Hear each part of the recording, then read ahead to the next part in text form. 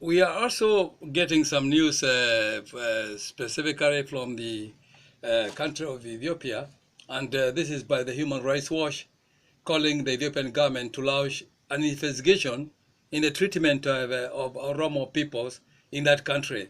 In the past few months, the Oromo have been protesting, and a lot of them have been arrested and detained, and a number of them killed by the Ethiopian government. Oromia is one of the 9 regional states which are ethnically based in the country of Ethiopia. But we have also to realize that the Oromo people are the largest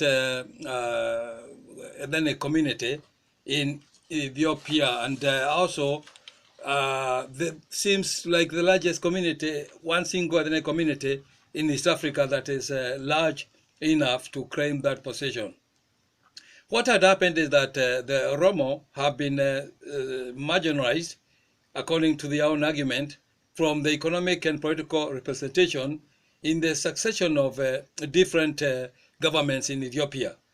And therefore, they've been holding a lot of anger and a lot of ill feelings toward the government, which came out recently when the government announced what they call the plan, or the zoning master plan of the town of Addis Ababa. What happened is that there was zoning Addis Ababa to expand it so that at least they can have more buildings and other infrastructure which is needed for expansion or for business development. Unfortunately, that expansion entered into the Oromo region, so it took a lot of land from the Oromo people, and therefore the Oromo felt that this is somehow is wrong, and they don't need any of their lands being taken, because according to the Oromos, Dubin lava dubi laveti, land is a matter of the bone, and therefore they didn't feel that they need to get more of their land taken up by the government in collaboration with certain foreign investors. And therefore, young Oromos all over started protesting. And then the more they protested, the more harsh were the security forces. And therefore, because of this, a lot of them have been detained, put into trials, others who have not been tried.